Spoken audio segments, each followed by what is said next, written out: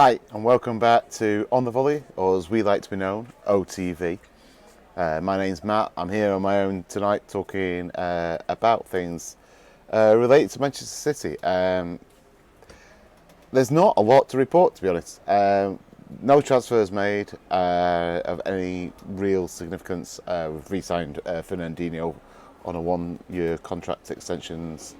Scott Carson's also signed a contract extension, I think more for a kind of coaching role.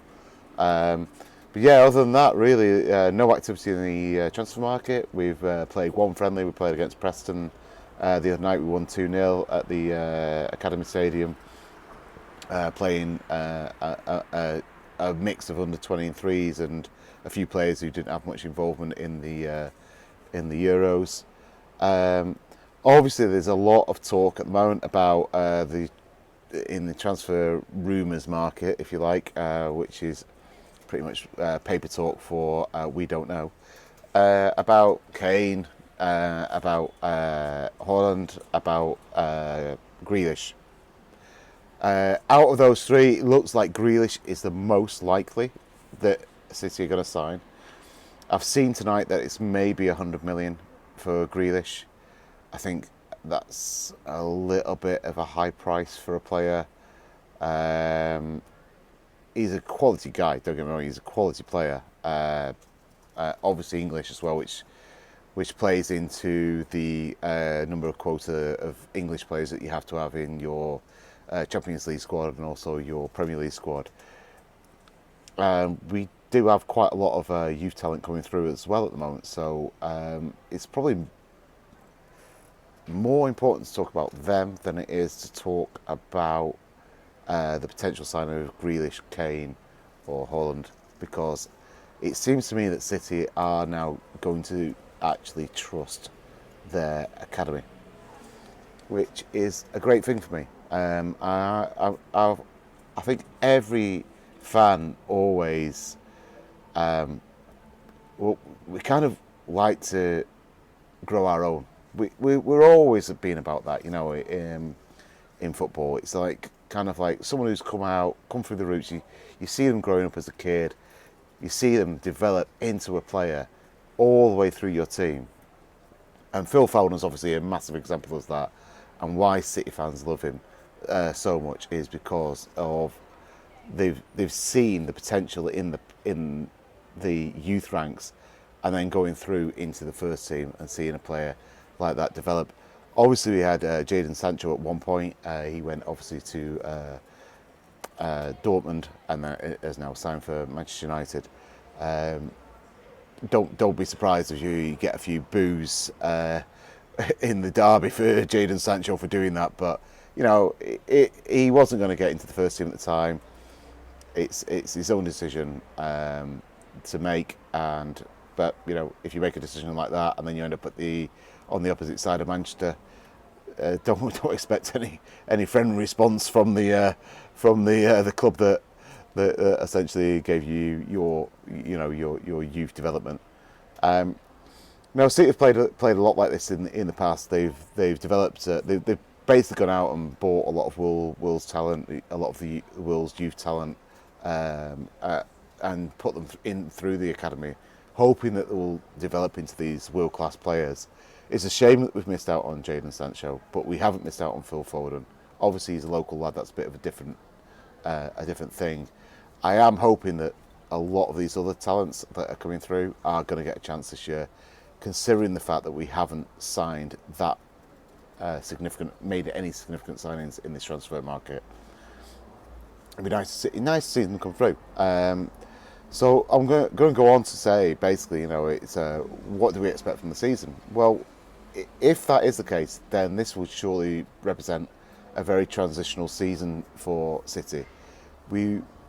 If we're relying on youth players coming through to develop and eventually become essentially world-beating players, because I mean this is the quality that City have got in that academy, without a doubt. You know, the players that they're putting through in the elite development squad are potentially world-beating talent. If we do that this year, and this is a transitional year, I don't think any City fan's going to have any problem with us maybe languishing a little bit in the league, not really fighting for the top trophies at the end of the season. But given that Pep Guardiola has experimented with his squad in the early season previously, got us through into the latter stages of competitions, and then essentially finalise his squad to produce the type of football that he wants. I'm going to say we need to trust in Pep, and I know that's not a very difficult thing for anyone who outside of City to say, but there are critics within Manchester City to say he makes the wrong decisions. Obviously, a lot of people outside of City criticise his decisions for the Champions League final last year, but he has actually made a lot of critically very brilliant decisions as well during his time as City manager. So yeah, I think he could really now be thinking, right, this is the right time to bring in this wave of players we've developed in-house, my style of football, City's style of football now. Get them into the first team. Let's play them. Let's see what they can do. And let's not look to the transfer market anymore. Let's look to do it from within. We still might sign someone like Grealish. We still might sign someone like Harry Kane or Haaland. We may still do that. But it's 1 or 2 signings a season. And I think that is the recipe for success for City in the long term. I think if you're trying to rebuild a squad every single season, every time a new manager comes in, because let's face it, Pep's not going to be there forever. I think we need that foundation at the club. This is our style of football. This is how we're going to progress as a club. And that is when we might eventually win the Champions League. I still think that is the badge for City. It's without a doubt, obviously we've won everything else apart from that up until now, and that is the one outstanding trophy that we are trying to achieve, and I think we're better off in-house doing that. I think that is where we're going to get the crop of players that can actually get that trophy in our cabinet, which was barren for a lot of the years of my life, let's face it. But it was very nice to have it after all the success we've had recently. I'd like to move on a little bit to Newcastle. Newcastle club that I know Keeper does a lot on Newcastle as well. But Newcastle's a club that it's always the next result I look out for in the Premier League. It's it's a place I lived. I lived in Newcastle for a couple of years. I know that the Geordie fans, they're immense. They're immense fans. Brilliant guys.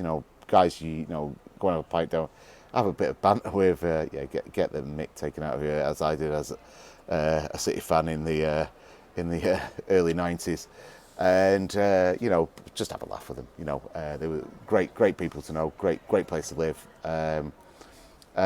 It's shocking how that club's run, and I saw tonight that Keeper said that Steve Bruce got a 3-year extension on his contract at Newcastle. I mean, they've done this before, and then the guy's out the door like 6 months later with a massive payoff. Another expense on the club, which is money that they should be putting into the transfer window, money they should be putting to secure the services of Sam Maximin. But they're not doing that. That club is so poorly run.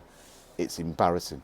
It is embarrassing to me as a football fan to see a club managed in that manner. And it's not just Newcastle, but Newcastle, to me at the moment, are the epitome of a badly managed club, and they will go down with that level of management. It needs to change. I can't believe there's no investor who wants to come in, apart from the Saudi group. But beyond that, it's Newcastle. They're a massive, massive club in terms of support. They get 50+ thousand every week.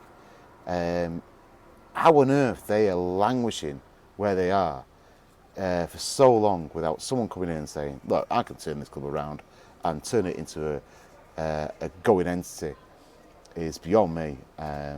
Maybe because in the northeast, you can't put season ticket prices up to thousands and thousands of pounds a year, but through the sponsorship deal from the Premiership League, it's already been proven that you don't need that money coming in from fans that much to make your club successful. It's just the fact they've got an absolute tosser of a owner in Mike Ashley, and as soon as he's gone, the sooner he's gone, the better for me. And as I said before, I feel sorry for Newcastle fans. It is the worst feeling in the world when you've got an owner who does not give a flying toss about your club. And yeah, once he's out, I think he'll do all right. Unfortunately, it might take relegation to get him out. My name's Matt. Please like, subscribe, more subscribe than like if you can. I'm out.